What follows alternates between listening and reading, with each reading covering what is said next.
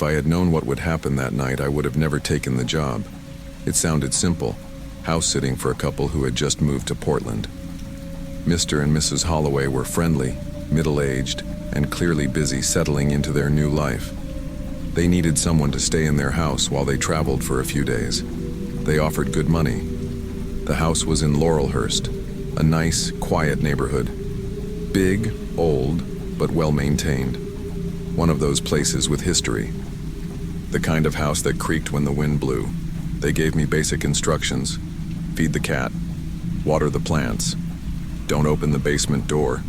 And most importantly, ignore any strange sounds during the night. That last part made me chuckle. Ignore any strange sounds. What kind of instruction was that? They said it so seriously that it stuck with me. Before they left, Mr. Holloway gave me one last warning. His eyes were sharp, his voice lower than before. No matter what you hear, don't check, just go to sleep. I laughed it off, but now I wish I hadn't. The first night started off fine. I watched TV, ate some leftovers from the fridge, and played with their cat, Salem, a fat black cat that seemed too lazy to move. Around midnight, I went to bed in the guest room upstairs. That's when I heard it. At first, it was faint, a soft scratching sound, like tiny nails dragging against wood. I sat up listening. It was coming from inside the walls. Salem was curled up by my feet, completely unbothered. I told myself it was nothing, just the house settling, maybe rats. But the sound didn't stop.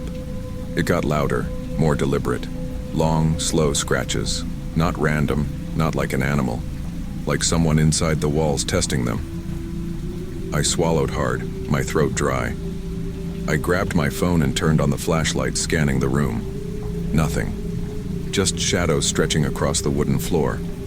Then, the scratching moved, shifting to the hallway. Closer. I knew I wasn't supposed to check, but my body moved on its own. I stepped out of bed barefoot and walked toward the door. My pulse pounded in my ears. Slowly, I reached for the doorknob. Just as I was about to turn it, scratch right behind me. I spun around. The sound was coming from the wall next to my bed. I pressed my ear against it. And that's when I heard it. A deep, shaky breath. Not mine. I froze. The breathing on the other side of the wall was too real, shallow, uneven, almost desperate. A trick of the mind, the wind through the house. Then I heard it. My name. Whispered. Not loud. Not angry. But slow. Like whoever was inside the wall was savoring it. I stumbled backward, my heart slamming against my ribs. I grabbed my phone, hands trembling, and turned on the flashlight again. The wall looked normal. No cracks, no holes. But the whispering didn't stop. It was right behind the drywall, just inches away. "Who's there?" I choked out. My voice barely sounded like my own. No answer. Just more scratching. The air in the room felt heavy, like the pressure had changed. Then I noticed something else. That smell. Metallic. It clung to the back of my throat, making me nauseous. I forced myself to move, stepping away from the wall, from whatever was inside it. Then, a loud thud, like something slamming against the wall from the inside. That was it. I grabbed my bag and bolted for the front door. I yanked the door handle. Nothing. It didn't budge. I twisted, pulled. Nothing. Like it was locked from the outside. My chest tightened. No, no, no, no. This wasn't happening. I turned to grab my phone, but something made me stop. My hands. Under the dim hallway light, I saw them clearly, covered in dust. Not just dust, dirt, and blood. My fingernails were packed with grime, as if I'd been digging through something. I sucked in a breath, my stomach flipping. What the hell? I wiped my hands on my jeans, but the feeling wouldn't go away. It was under my nails, in my skin. A sharp whisper echoed from behind me. "Do you remember now?" My blood turned to ice. The walls groaned like they were breathing. I took a slow step back, eyes locked on the hallway. The scratching had stopped. But now there was knocking, rhythmic, pounding. I knew where it was coming from. Inside the walls, and I had the sickening feeling that whatever was knocking wanted out. The knocking grew louder, desperate, demanding. It wasn't random anymore. It followed a rhythm, one I recognized but couldn't place. Then, a voice. My voice, muffled, hollow, coming from inside the walls. Let me out. My stomach twisted. The room tilted. No, that wasn't me. That wasn't possible. I backed away, my breath shallow, hands still shaking. My fingers ached, raw, sore.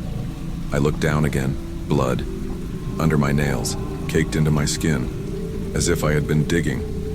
My head pounded, flashes of something pressing against my skull. Images I didn't understand. Darkness, wood splintering, suffocating. I swayed, pressing a hand against the wall for balance. And the wall moved, not like a normal house shift. It caved in under my touch like something was pressing from the other side, something pushing back. The knocking became pounding, the sound of fists slamming against wood. My breath hitched as a jagged crack spread across the drywall, long and splintered like an open wound. Then, the fingers came through, pale, bloody, mine. I stumbled back, a scream caught in my throat. No, this isn't real. But the wall kept splitting. Pieces of drywall crumbled away, revealing something behind it. Someone. A figure buried inside the walls, its face coated in dust and blood. My face. Its eyes, my eyes, shot open. And I remembered. Flashes of memory. Too fast, too chaotic. Not the first time, not the first house. Trapped before, buried before. I had tried to escape, dug with my own hands, screamed until my throat bled. But the house had taken me, swallowed me whole, and now it was spitting me back out. The realization hit like ice water. I wasn't the first. I wouldn't be the last. Because this was how it worked. The house needed someone inside the walls, and someone had to take their place. I turned to run. Too late. A force slammed into my chest, knocking the air from my lungs.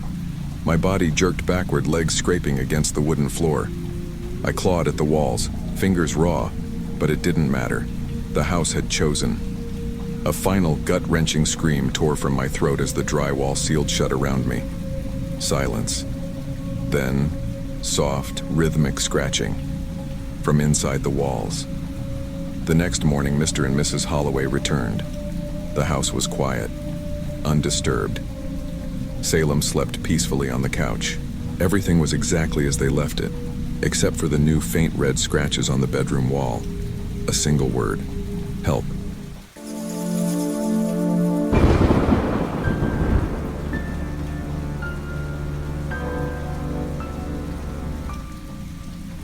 You ever take a job that seemed too easy? Like way too easy? That was me last fall. I was a film student at NYU, broke as hell, juggling classes and gigs just to afford rent. Then, one night, I found a listing on a local job board. House sitting, $500 per night. Minimal tasks. Quiet location. Seemed like a dream, right? The house was in Salem, Massachusetts, just outside the city. Old place, big. Belonged to some retired Hollywood producer. He was flying to Europe for a month, just needed someone to watch the house. No pets, no guests, just make sure everything stays as it is. Easy money. I met him the day before he left. Tall guy, serious. Walked me through the house, gave me a set of rules, nothing weird except for one thing. Don't touch the security system, he said. It's old, but it works. Just leave it alone. That should have been my first red flag. By the second night, boredom hit. The house had no Wi-Fi, barely any cell service. I wandered around, found a room filled with old security monitors and stacks of VHS tapes. It looked like something out of a horror movie. Curiosity got the best of me. I popped in a tape labeled 2003 Night 1. The footage was grainy but clear enough. Just an empty living room. I fast-forwarded a bit, then stopped. There was a man, tall, too tall, gaunt, almost skeletal, skin pale like paper, just standing in the middle of the room staring at the camera. I laughed nervously. Maybe an old homeowner? A weird glitch? I grabbed another tape. 2005, night 3. Same living room, same man. This time he was a little closer. My stomach turned. I played another. 2007, night 5. The man was almost at the camera. His face, featureless, except for 2 deep sunken eyes. I slammed the tape out of the VCR. My heart pounded. I told myself it was just an old recording. Some kind of film project. Had to be. Then I glanced at the monitor showing the live feed of the house. And I saw him, standing in the middle of the living room. Right now. I froze. My brain couldn't process it fast enough. The man from the tapes was in the house. The grainy black and white feed showed him standing dead center in the living room, facing the camera like before. He didn't move, didn't blink, just stood there, too tall, too still. I grabbed my phone. No signal. My fingers hovered over the landline next to the monitors, but I hesitated. I needed to be sure. So I did the dumbest thing possible. I checked the living room myself. Slowly, I crept down the hallway, heart hammering in my chest. The house was silent, except for the faint hum of the fridge. When I reached the doorway, I braced myself, counted to 3, and peeked inside. Empty. No one there. The room was just as I left it. But then, a noise. A faint static hiss from the security room upstairs. I turned and bolted back. The live feed had changed. The man was no longer standing in the living room. He was closer. My breath caught in my throat. The screen flickered. The man was standing in the hallway now, the same hallway I had just walked through. I spun around, scanning the shadows. Nothing. But I knew better than to trust my own eyes at this point. I turned back to the monitors. His head had tilted slightly. He knew I was watching. The screen glitched again. And that's when I saw it. The camera labeled staircase came to life. He was standing at the bottom of the stairs. Nope, nope, nope, nope. I lunged for my bags, my keys, anything. I didn't care about the money anymore. I was not staying in that house. But as I reached for the door, the monitors flickered one last time. The feed showed the upstairs hallway. The camera faced directly at my door. The man was standing there. And then, he lifted his hand and knocked. Talk, talk, talk. I didn't breathe, didn't move. The knock was light, slow. Like whoever, whatever, was out there knew I was inside, knew I was holding my breath, knew I was frozen in fear. I turned back to the monitor. The feed glitched, static warping the screen, but I could still see him. Tall, pale, featureless, standing inches from the camera outside my door. Another knock. Talk, talk, talk. My hand hovered over the doorknob. My brain screamed, "Don't open it." But my body wasn't listening. I grabbed the handle, and then the screen went black. All of them. Every monitor, every feed. Gone. And that's when I heard it. Not from the hallway. Not from the other side of the door. Behind me. A whisper. So close I felt the breath on my neck. "I see you." My vision blurred. My body locked up. I turned, slow, agonizingly slow. The room was dark, but in the faint glow of the standby light on the VCR, I saw it. The reflection. Not mine. His. Right behind me. The last thing I remember was the sound of static swallowing the room. A sharp, deafening screech like an old tape being forcefully rewound.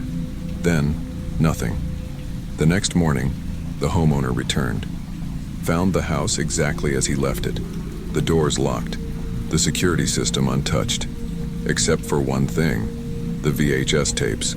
All of them were missing. Except for one. A fresh recording, still inside the VCR. Labeled with today's date. When he played it back, There was no footage of me, no trace that I had ever been in that house. But in the final frame, just before the screen cut to black, the tall, pale man stood in the doorway, closer than ever.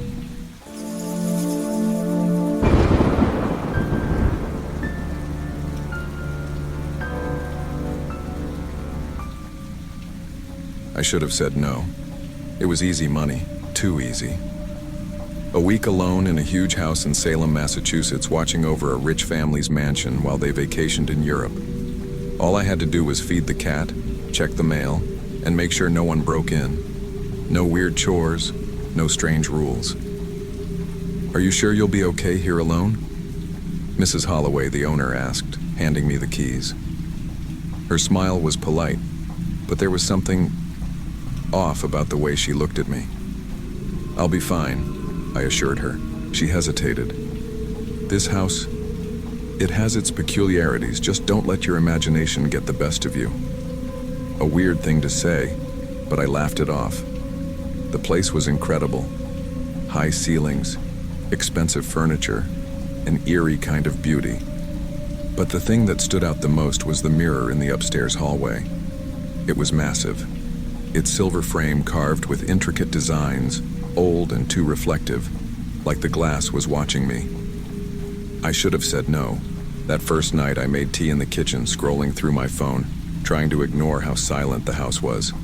It felt too empty, the kind of silence that wasn't just quiet. It was waiting.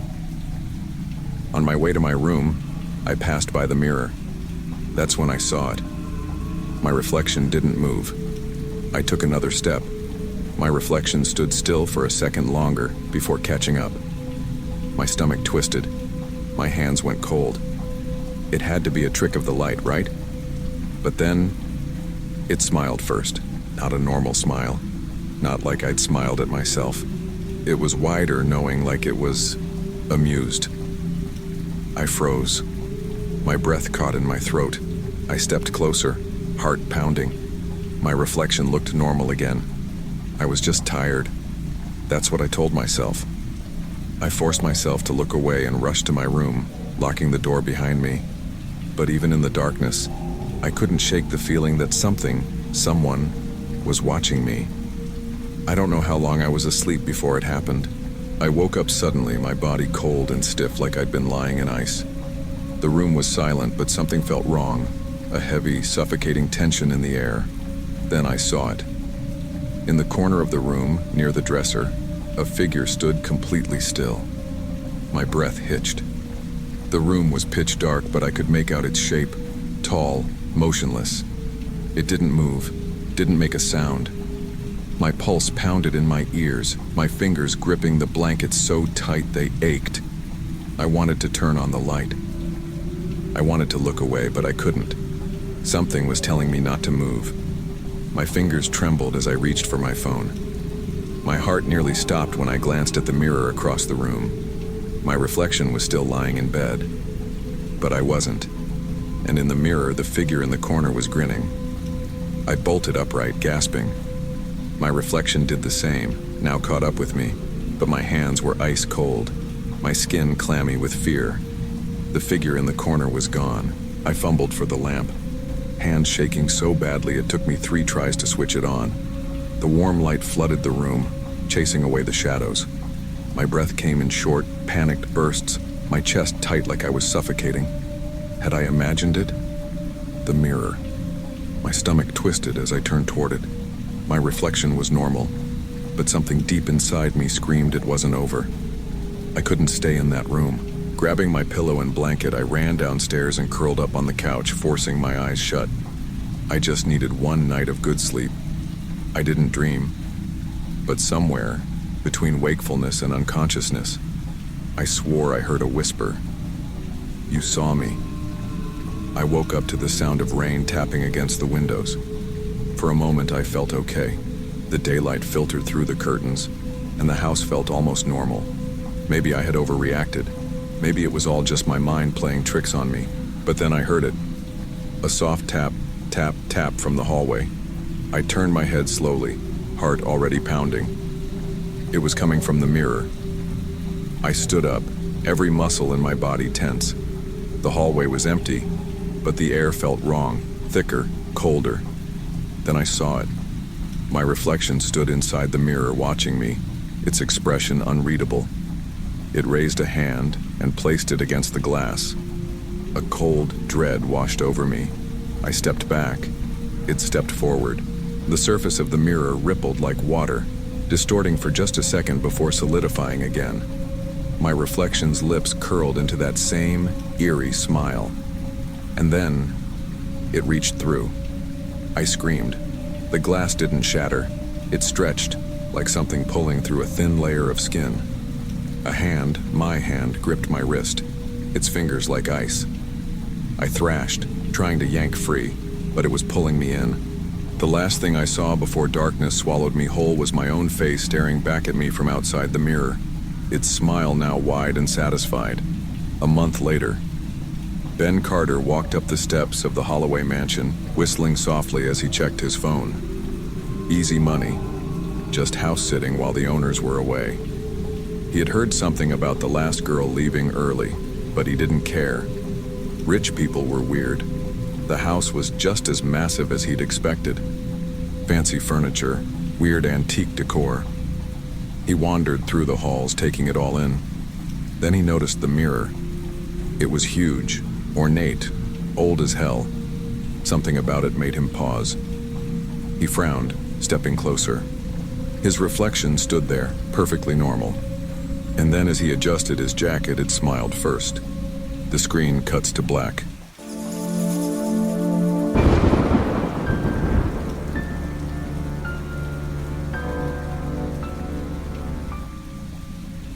If I had just listened, if I had just followed one simple rule.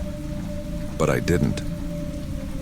I was a broke college student in New Orleans, drowning in tuition and rent. When Professor Walter Sinclair offered me a house-sitting job in his old mansion in the French Quarter, it seemed like a dream come true. Easy money for just keeping an eye on the place while he traveled to Europe. I was in. The house was massive, Victorian style, dark wood, antique furniture. It smelled like old books and dust, the kind of place where the walls had stories to tell. Before leaving, Professor Sinclair stood by the front door, gripping his suitcase. He gave me a long, serious look. "You can do whatever you want here. Just one rule, never open the back room." I chuckled, expecting him to laugh too. He didn't. His eyes, sharp and steady, made my stomach tighten. I nodded. "I won't." He left. And for the first few nights, everything was fine. At first, I didn't even think about it. I had my routine. Classes, Netflix, eating whatever leftovers I found in the fridge. But then I started noticing things. The house creaked. Not unusual for a place this old, but some nights it sounded like footsteps. Slow, deliberate. And then there was the door. The one at the end of the hall. The forbidden room. I'd walk past it, and something in me would itch to open it. The air near it felt colder. One night I caught myself standing in front of it, hand hovering over the knob. Why? What was in there? Treasure? Something dangerous? Or was it just some paranoid old man's weird superstition? Curiosity won. The knob turned easily. The door creaked open. The room was empty. Just wooden floors, dust, and a mirror. A massive antique mirror leaning against the far wall. I let out a breath, laughing at myself. All this tension over nothing? But then I stepped closer, and my reflection didn't move. I froze. My reflection was standing there, staring back at me, but it wasn't following my movements. I lifted my hand. It stayed down. I took a step back. It didn't move. A cold wave crawled up my spine. My first thought was that maybe it was some kind of antique trick mirror, distorted, delayed. But the longer I stared, the less that made sense. Then the reflection smiled. Not a normal, casual smile. A slow, deliberate grin, stretching too wide. I stumbled back, my breath catching in my throat. The second my foot crossed the doorway, the room seemed to snap back to normal. My reflection moved like it should, mirroring me exactly. I slammed the door shut. Heart pounding, I ran back to my room, threw the covers over myself like a scared little kid, and forced my eyes shut. It was just a trick of the light, a hallucination, something explainable. I kept repeating that to myself, but deep down, I knew I had made a mistake. That night I woke up to knocking. Soft, steady, coming from the end of the hall. I held my breath, ears straining. The house was old. It creaked, it groaned. But this wasn't random settling noises. It was rhythmic. Knock, knock, knock. Then, a whisper.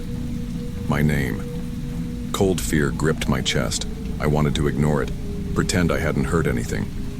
But the knocking got louder, more urgent. Knock, knock, knock. I sat up slowly, heart hammering, sweat cold on my skin. The air in my room felt heavier, like something was pressing down on my chest. I grabbed my phone and turned on the flashlight, my hands shaking. The hallway was empty. The door to the back room, slightly open. I hadn't left it that way. I swallowed hard, forcing myself to breathe. I wasn't going to check. I wasn't going to make it worse.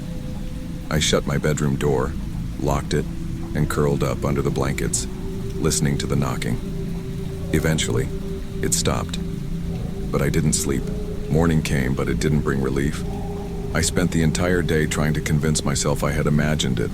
Stress, exhaustion, a prank my mind was playing on me. But when I walked past the forbidden room, something was different. The door was fully open now. And the mirror, it was no longer against the wall. It was standing in the middle of the room. I stopped cold. I hadn't touched it. No one had been here. A sick feeling twisted in my gut. I should have left right then, grabbed my stuff and never looked back. But instead I stepped inside, drawn toward the mirror like I had no control over my own body. My reflection was normal. I waved my hand. This time, it followed. Relief flooded me. Maybe I had just imagined everything the night before. Maybe. I leaned in closer. And that's when I saw them. Handprints. On the other side of the glass. I stumbled back, my breathing shallow.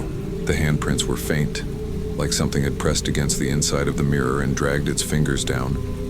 I reached out, hesitated, then touched the glass, freezing cold. And then, just for a second, I felt something push back. I ran. I locked the bedroom door behind me, shaking. My brain was screaming at me to leave, to get out, to forget the money and go. But before I could even grab my bag, creak, the bedroom door. I had locked it. I was sure I had locked it. It was opening. I couldn't move, couldn't breathe. And then, in the dim light of my phone screen, I saw something shift in the reflection of my window. Not me, something else. Standing in the doorway, smiling. I couldn't scream, couldn't run. My body wouldn't listen. The figure in the doorway stood perfectly still, its grin stretching too wide. Its eyes locked onto mine, dark and endless. Then, it took a step forward. Something inside me snapped. My survival instinct took over and I lunged for the lamp on my nightstand, hurling it at the thing. But when it hit, nothing. The figure shattered like glass. And suddenly I wasn't in my room anymore. I was in the back room. I spun around, heart pounding, breath coming in short gasps. The walls, the door, everything was just as it had been before.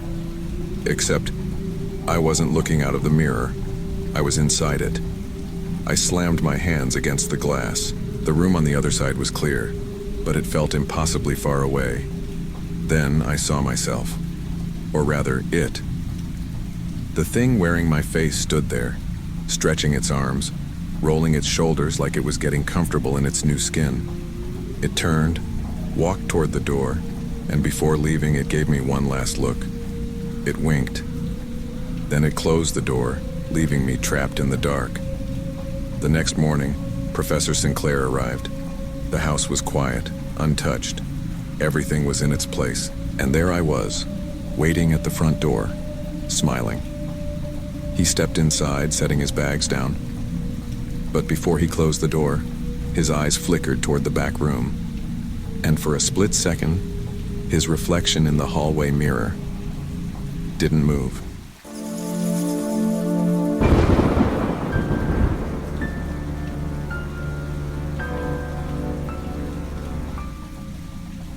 I never thought house sitting could be terrifying.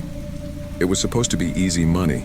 Stay in a luxurious mansion in Bel Air, make sure nothing breaks, and leave after 3 nights. Simple, right? The house belonged to some wealthy couple vacationing in Europe. They left a list of instructions. Check the mail, water the plants, don't let anyone in. That last rule felt unnecessary. Who would even show up? The first night was uneventful. I explored the place, checked the security system, and made myself comfortable. It had floor-to-ceiling windows, a state-of-the-art security system, and a fridge stocked with expensive food. I had a whole mansion to myself. It felt like a dream. But then, as I was locking up for the night, I noticed something through the living room window. A man stood across the street. He wasn't moving, wasn't on his phone. He was just watching the house. At first I thought he was a neighbor out for a walk, but he never moved. Minutes passed, then more. My stomach twisted, but I convinced myself it was nothing. I closed the curtains and went to bed. I should have left right then. By the second night, the house didn't feel as welcoming. I kept glancing at the front window, half expecting to see the man again. I told myself I was being paranoid, but deep down, I knew something was off. At around 10 p.m., I checked the security cameras just to ease my mind. That's when I saw him. This time, he wasn't across the street. He was standing on the porch. My heart slammed against my ribs. He was closer now, positioned directly in front of the living room window. His face was obscured by shadows, but I could tell he was tall. Too tall. His hands hung stiffly at his sides. I stared at the screen, hoping he would turn and leave. But he didn't. He didn't knock. He didn't ring the doorbell. He didn't even shift his weight. He just stood there. I locked every single door in the house. I double-checked the windows. I kept a kitchen knife beside me when I went to bed, but I barely slept. In the morning, I checked the security footage again. The man had stood there for hours. And then, at some point, he vanished from the camera without ever stepping away. That was the moment I knew I wasn't alone. I wanted to quit. Every nerve in my body told me to pack up and leave, but it was just one more night. I kept telling myself that.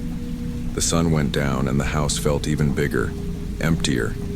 The silence stretched through the rooms, pressing against my ears. I tried distracting myself, TV, music, reading, but I kept checking the security feed. 11:30 p.m. No sign of him. Maybe he was gone. 11:45 p.m. Still clear. Maybe I overreacted. Then, at midnight, the doorbell rang. The chime echoed through the house like a gunshot. My breath caught in my throat. Slowly, with shaking hands, I picked up my phone and pulled up the cameras. The porch was empty. Cold terror wrapped around my spine. I switched to the indoor cameras. And that's when I saw him, standing behind me. I spun around so fast I nearly tripped. Nothing. But I had seen him. On the screen, he had been right there. The cameras flickered. Then, they shut off. The house plunged into darkness. The security system was dead. My phone lost signal. My only light came from the flashlight on my phone, shaking in my grip. I needed to leave. Now.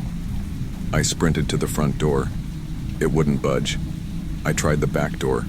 Locked. Every window, every exit, sealed shut. It was like the house itself wouldn't let me go. That's when I noticed a door I hadn't seen before. A small wooden door near the hallway leading to the basement.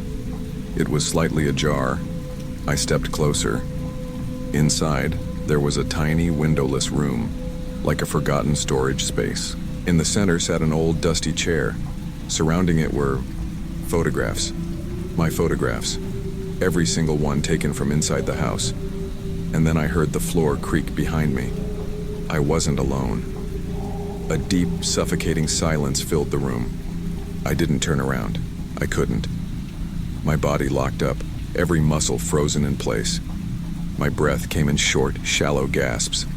Then, in the reflection of a cracked photo frame on the floor, I saw him.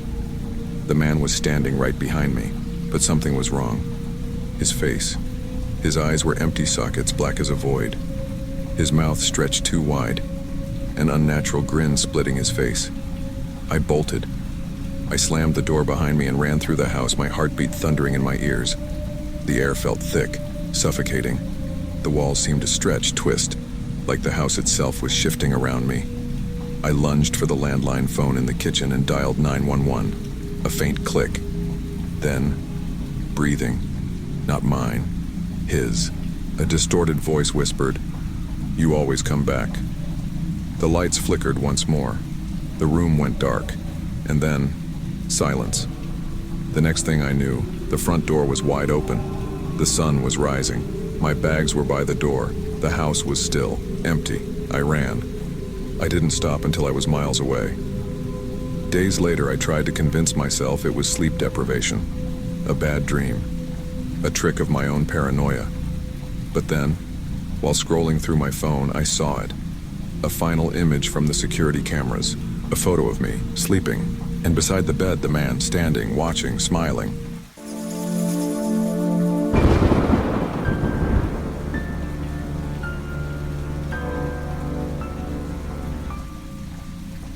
I should have known something was off from the start. The pay was too good, way too good. $1,500 for 3 nights in a house just outside Salem. All I had to do was water the plants, feed the cat, and make sure no one broke in. Seemed easy. Too easy. I spoke to Mr. Holloway once over the phone. His voice was low, clipped, like he wanted to end the conversation as fast as possible. His wife never spoke at all. When I asked why they were leaving so suddenly, he just muttered something about a family emergency and changed the subject. I should have walked away, but I didn't. The drive was long, the house was massive, and the moment I stepped inside, I felt it. The weight. Like the walls had secrets, the kind no one was supposed to hear. Everything was just as they described. A spacious living room, a kitchen stocked with food, a cat named Theo, who barely acknowledged my existence. But as I explored the house, I noticed a door that wasn't on the list of rooms they'd sent me. It was slightly ajar. I pushed it open. Inside was a nursery. A crib stood in the center, rocking slightly as if someone had just stepped away. And inside the crib was a baby. A real, breathing, sleeping baby. I froze. The Holloways never mentioned a baby. Not in the call, not in the instructions. My stomach knotted. I pulled out my phone and texted them, me. "Why is there a baby here?" Read at 8:42 p.m., no response. I called, no answer. I looked back at the crib. The baby was still there, still asleep, peaceful. Something about it felt wrong. I told myself I'd deal with it in the morning. Maybe it was a misunderstanding, maybe there was a babysitter coming, so I locked the nursery door. And I tried to sleep. I woke up to the sound of crying. It was distant at first, like it was coming from outside. But as my mind adjusted, I realized it was inside the house. The baby. I bolted upright, heart hammering. I had locked that door. I was sure I locked it. Throwing off the covers, I grabbed my phone and checked the time. 3:12 a.m. The crying grew louder. I stepped into the hallway, the dim glow of a street lamp outside casting long shadows along the walls. My feet felt heavy as I walked toward the nursery door. It was open. I swallowed hard and peered inside. The crib was empty. The crying didn't stop. It was still here, but it was coming from somewhere else. I turned. The closet. The sound was muffled now, like something was behind the wooden door.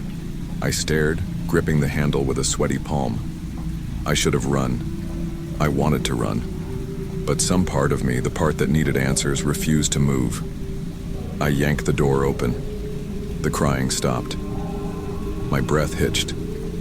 A baby sat on the closet floor, staring up at me. But its eyes, They were black. Completely, impossibly black. And it was smiling. Tiny hands clutched something small, something pulsing. A sound, low and guttural, like a whisper in reverse, slithered into my ears. The room felt colder, like the air had been sucked out. I slammed the door shut. My hands were shaking. My mind was screaming at me to get out. I turned and sprinted down the hall, reaching for the front door, only to find it wouldn't open. Locked. I twisted the knob, pulled, pushed. Nothing. I grabbed my phone, trying to call 911, but there was no signal. Outside, the wind picked up, rustling the trees. That's when I saw them. Dark shapes, moving between the trees, watching. My breath caught in my throat.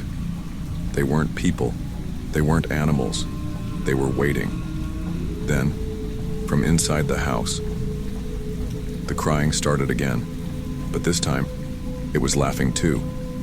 I wasn't alone. I could feel it. The air inside the house had shifted.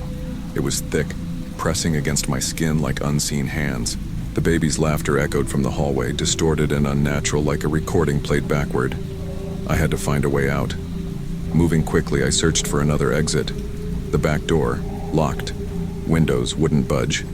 Every attempt to break free led to the same realization. This house wasn't letting me leave. I needed answers.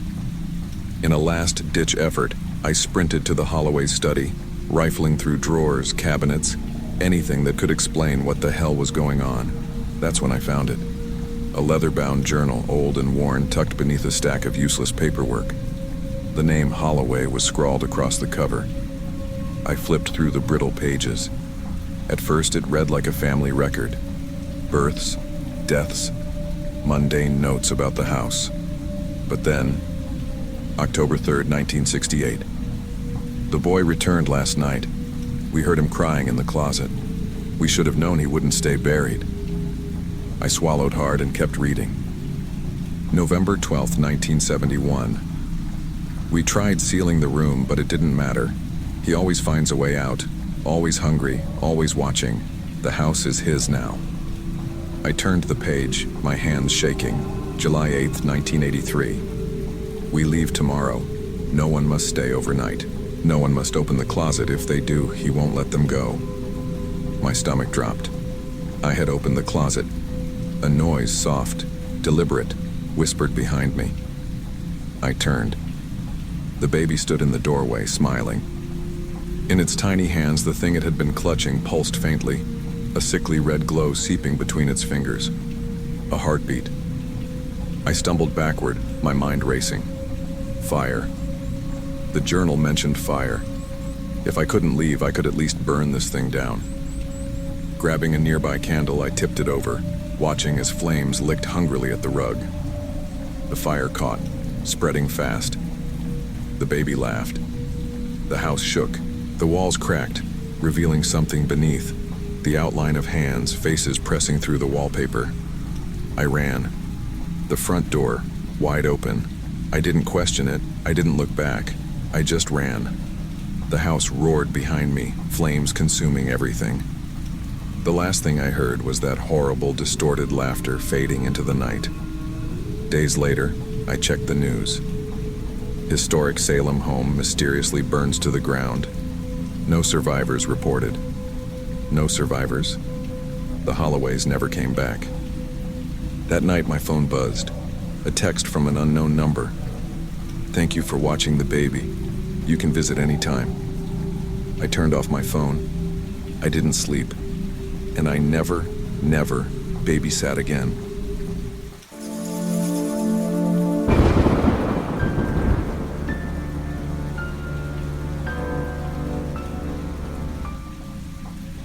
I should have known something was off the moment I stepped into the house. It wasn't the size. Big houses don't scare me. It wasn't even the fact that I'd be alone for the weekend. No. What sent a shiver down my spine was the feeling, like I was being watched. But when you're a broke college student, turning down a high-paying house-sitting job isn't an option. Mr. and Mrs. Holloway seemed nice enough, rich, busy, the type that always had somewhere else to be. Their house? A modern, high-tech mansion in the West Hills of Portland. Floor-to-ceiling windows, automated security, voice-controlled everything. Just feed Baxter. Keep the doors locked at night and don't touch the security system, Mr. Holloway had said, handing me the keys. Simple enough.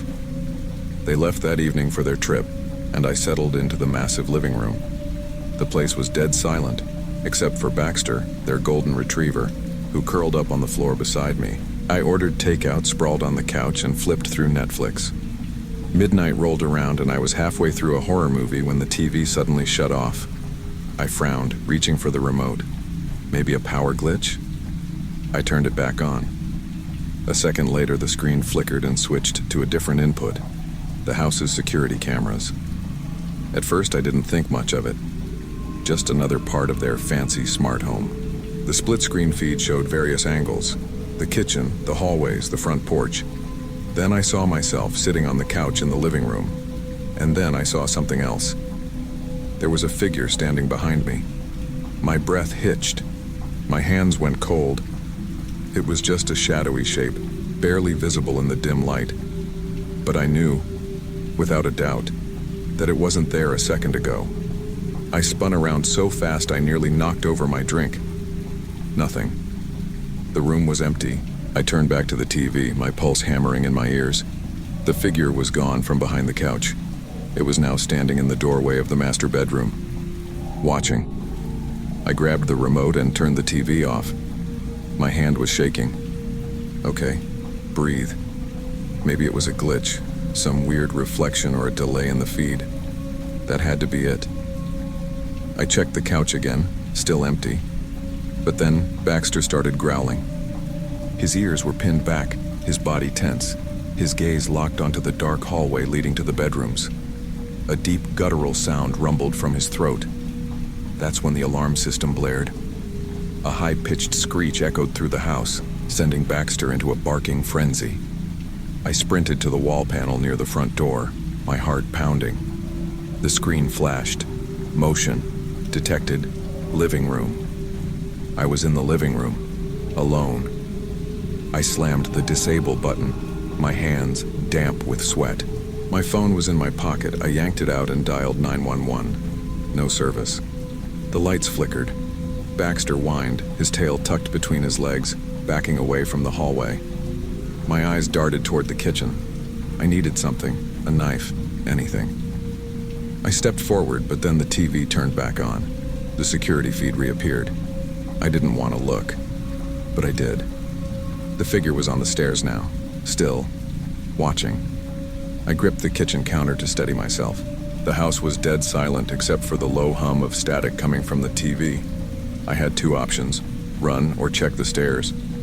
I took a slow step forward, Baxter whining at my feet.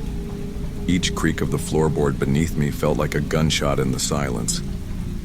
As I neared the staircase, a cold gust of air brushed past my neck. I turned sharply.